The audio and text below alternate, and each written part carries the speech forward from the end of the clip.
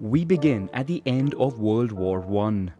After the defeat of the Central Powers, harsh conditions are imposed on the vanquished. Austria-Hungary and the Ottoman Empire are dismantled.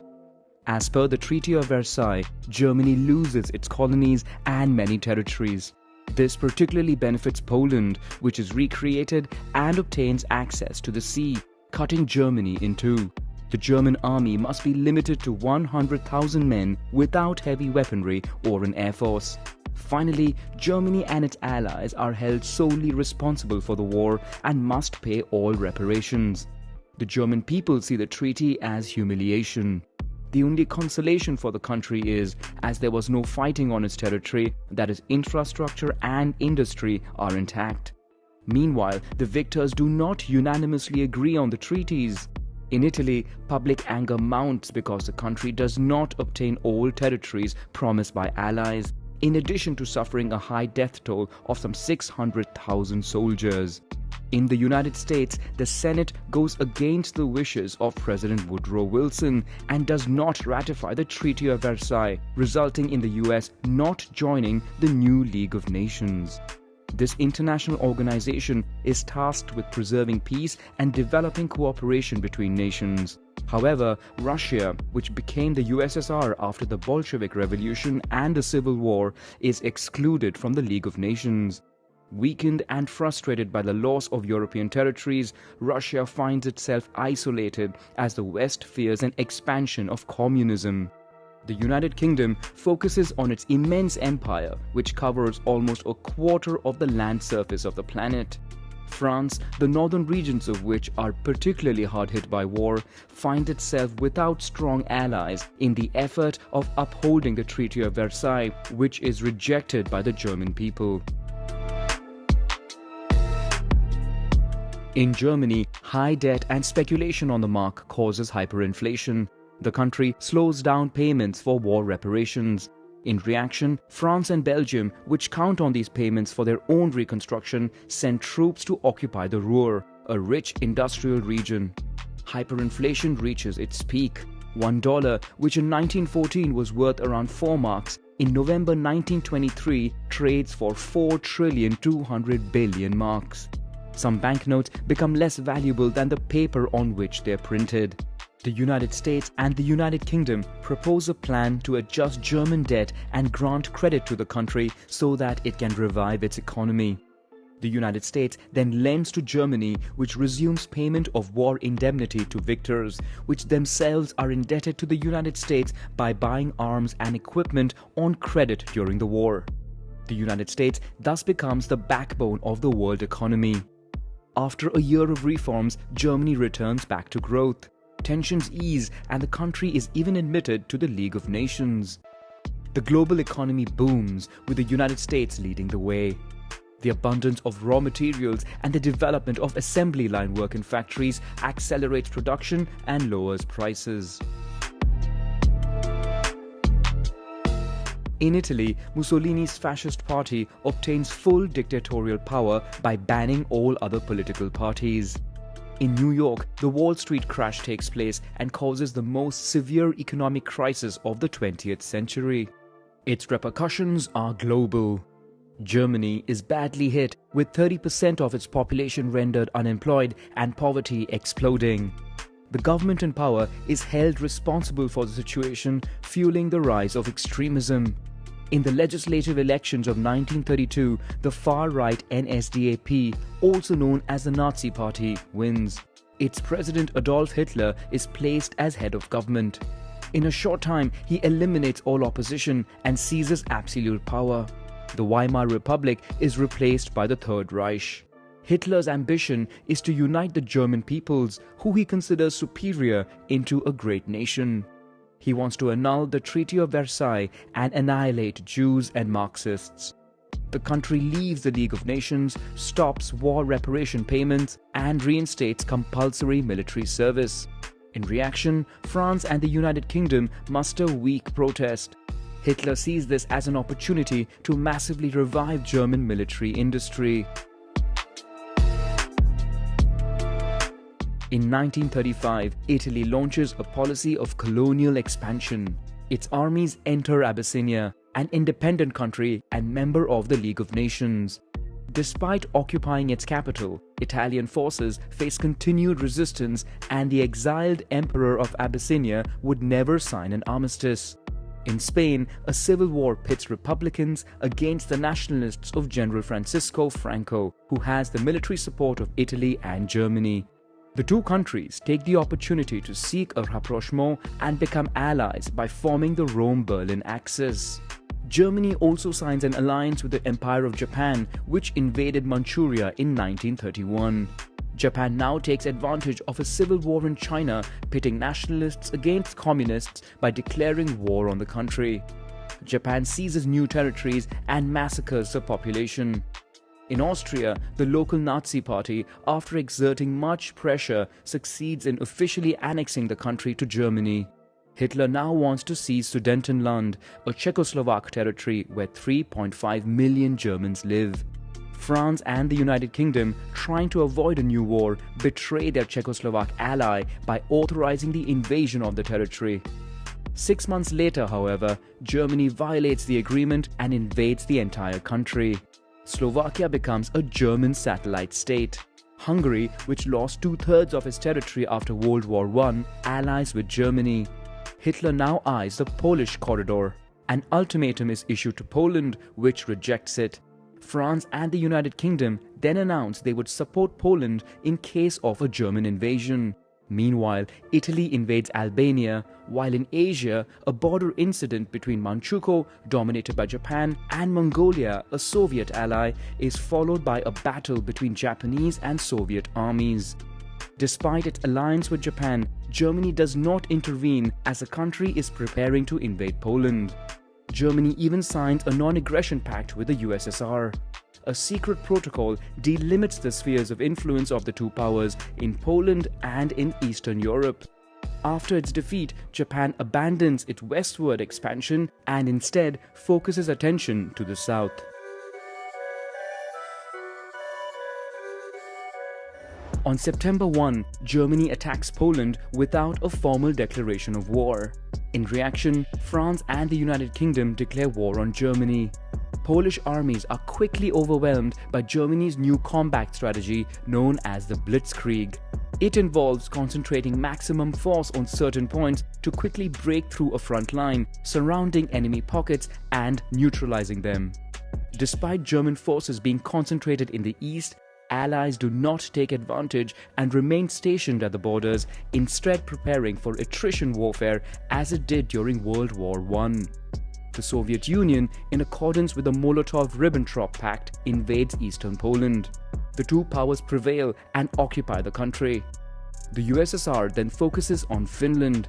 When the latter refuses to renegotiate the border, which Russia considers a threat to Leningrad due to its proximity, the Red Army begins an invasion. But it faces greater resistance than expected, and despite its clear numerical superiority, the USSR struggles to win. Finally, peace is signed and the border is pushed back. But the Winter War proves to be a fiasco for the USSR, which does not go unnoticed by Hitler, who sees it as a weakness of the Red Army. In the West, the Allies threaten an important iron supply route which passes through Norway and supplies 50% of German industry. In reaction, Germany invades Denmark and Norway. Maintaining its momentum, the Reich launches an invasion of Benelux. The French and British, who fear a new Schlieffen Plan similar to World War I, send quickly a large part of their forces to the north to form a common front with Belgian and Dutch armies. But Germany, as it did in Poland, launches a blitzkrieg. After massively bombarding a weak point, its panzer tanks pierce the front line and head for the sea, which they reach within a week. 1.5 million Allied soldiers are surrounded. In a few days, more than 330,000 British and French troops are evacuated via the port of Dunkirk, which is taken over on June 4. German armies then charge Paris. Italy takes advantage to declare war on France, opening a new front in the south. The new head of the French government, Marshal Pétain, is forced to ask for an armistice. But General Charles de Gaulle, exiled in London, calls on the French to continue the fight. After signing the armistice, Petain's government moves to Vichy, with the southeast and French colonies remaining under his control. Germany occupies the north and the Atlantic coast. The British begin to capture and destroy French ships. In the east, the USSR, still in alignment with the Molotov-Ribbentrop Pact, seizes Baltic countries and Bessarabia without any battles. Hitler now wants to invade Britain, but the island is too well defended by the Royal Navy, so aerial attacks are launched. The British RAF and the German Luftwaffe regularly clash, causing heavy losses on both sides. But the British fleet regenerates faster than Germany's, forcing it to review its strategy. British Air Force installations then become the target of bombardment. On the night of August 24, a German plane misses its intended target and bombards a district of London. In retaliation, Britain bombs Berlin the following day. Hitler is furious. The battle takes a new turn. Both camps begin targeting cities. Despite London being regularly bombed, the Germans do not succeed in dominating the war. Hitler then plans to abandon this front to shift focus to the USSR. On September 27, Japan joins Germany and Italy in signing the Tripartite Pact. Despite their alliance, Germany and Italy are not fighting the same war. Mussolini concentrates his forces in the conquest of new colonies, from Libya to Egypt, Italian East Africa to British Somaliland, and from Albania to Greece. But it is a failure for his troops, who retreat against the British and Greek armies, while the Royal Navy dominates over the Italian fleet. Germany is forced to intervene to prevent the Mediterranean basin from falling entirely into British hands. Another aim is protecting Romanian oil, which is vital for Germany. A German army is sent to Libya, while another heads for the Balkans. After Hungary, Romania and Slovakia, it is now Bulgaria's turn to join the Axis. Yugoslavia and Greece are then invaded within a few weeks. On June 22, Germany and its allies launch a surprise military invasion, the largest in history, against the USSR, which passes de facto into the Allied camp. Finland takes the opportunity to join the offensive and try to recover its lost territories. On paper, nothing can stop the Wehrmacht, which is by far the best army in the world. Blitzkriegs are launched on a large scale, allowing the capture of some 3 million soldiers who would be tortured and starved in camps.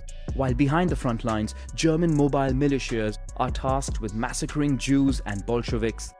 To support the USSR, allies open a supply route via the Caucasus, but the route seems threatened by the Shah of Iran, who shows sympathies towards Germany. The USSR and the United Kingdom then decide to invade the country. In the USSR, the German advance is slowed down due to the sheer vastness of the battlefield and the bad state of roads. In addition, the Germans underestimated the Red Army, which despite heavy losses regenerates quickly with the arrival of new troops from the east, where a non-aggression treaty was signed with Japan. A new front is created at the gates of Moscow, after which German troops suffer a knockout punch falling from the sky. In a few days, temperatures drop below -30 degrees Celsius. Badly equipped, German forces suffer while the Soviets counterattack and push back the front line, which is then stabilized. What Hitler feared is happening. Some 80% of his army would find itself stuck in attrition warfare. On the Asian front, to counter Japan's expansionist policy, the United States imposes an embargo on oil and steel, essential resources for the country's industry and army. However, in the southeast of the continent, in the European countries, there are large reserves of oil, iron, and rubber. With European powers preoccupied with war on the old continent, Japan thinks it can quickly seize these lands. The only threat in the region is the United States, and mainly its powerful Pacific Fleet stationed at Pearl Harbor. Japan decides to strike hard and by surprise in order to delay as much as possible any military intervention by the United States. On December 7, without a declaration of war, the Japanese Air Force bombs the military port of Pearl Harbor. The offensive is successful, although damage is limited. The United States, which already supplies the United Kingdom, the USSR, and China with arms, joins the Allies. but they would need a few months to repair their fleet, accelerate their arms race, and enter the Pacific. Japan takes advantage of this delay to successfully begin its conquest of Southeast Asia. Civilians are largely targeted throughout the war. Japan massacres populations in conquered countries. In Europe, Nazi concentration camps, initially intended to lock up political opponents, become killing factories. Jews, Gypsies, Jehovah's Witnesses, homosexuals, and people with disabilities are exterminated there. In occupied territories as well as in Germany, pockets of resistance organize. In Western Europe, resistance is mainly non-violent, manifesting via strikes, refusal to collaborate, propaganda, sabotage, and intelligence. In the East, mainly in Poland, Yugoslavia, Greece, and in the occupied Soviet territories, militias launch guerrilla warfare against the invaders. In the Atlantic Ocean, German submarines, called U-boats, attempt to blockade Britain by sinking commercial ships that supply the island. The United States, for its part, secretly embarks on research to develop atomic weapons. In addition, the country now gets ready to engage in the Pacific. In 2 months, 2 decisive battles put an end to Japanese expansion. On the Eastern Front, Hitler launches a new offensive, this time focused only towards the south, targeting the important oil reserves of the Caucasus and cutting off the Allied supply route. Axis troops quickly reach the gates of Stalingrad, but the industrial city is fiercely defended by the Soviets. In the South Pacific, Allied forces, with the United States in the lead, launch a counterattack, the objective being to move from island to island all the way to Japan. In addition, the United States uses submarines to sink ships that transport resources to Japan. In Egypt, British troops win a decisive battle that definitively pushes Italo-German forces out of the country, while in the West, an Allied landing allows the rapid capture of French colonies. In retaliation, the Germans and Italians invade Vichy France. In the USSR, as the 6th German Army managed to seize with great difficulty 90% of Stalingrad, a Soviet counterattack takes place outside the city. They drive out Romanian troops who form the rear flanks and surround the 300,000 German soldiers in the city. After 2 months of resistance, they are forced to surrender. In Africa, the last Axis troops are defeated. The Allies control the continent and now set their sights on southern Europe.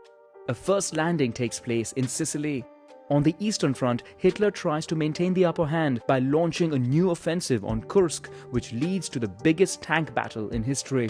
Under pressure, Stalin urges his allies to open a new front in the West.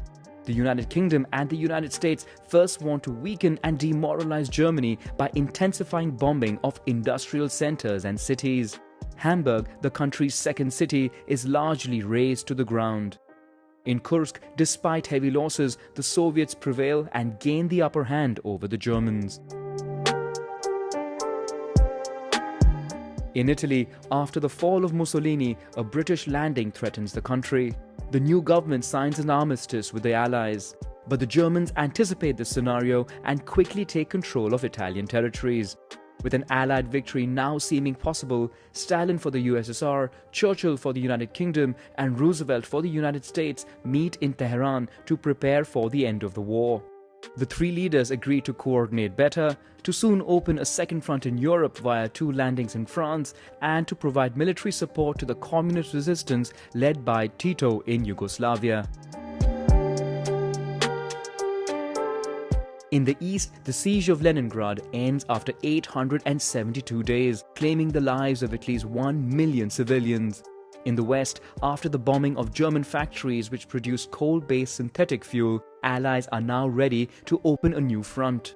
The biggest military landing in history allows troops largely from the United States, the United Kingdom and Canada to gain a foothold in Normandy. While the USSR, for its part, launches a huge offensive which in 2 months pushes the Germans back by 600 kilometers. In France, while a second landing takes place in the south, General de Gaulle enters a liberated Paris. On multiple fronts, Allied advances liberate countries one by one. Only the Yugoslav resistance drives out the German troops of its own accord. Again, Stalin, Churchill and Roosevelt come together to prepare for the post-war period.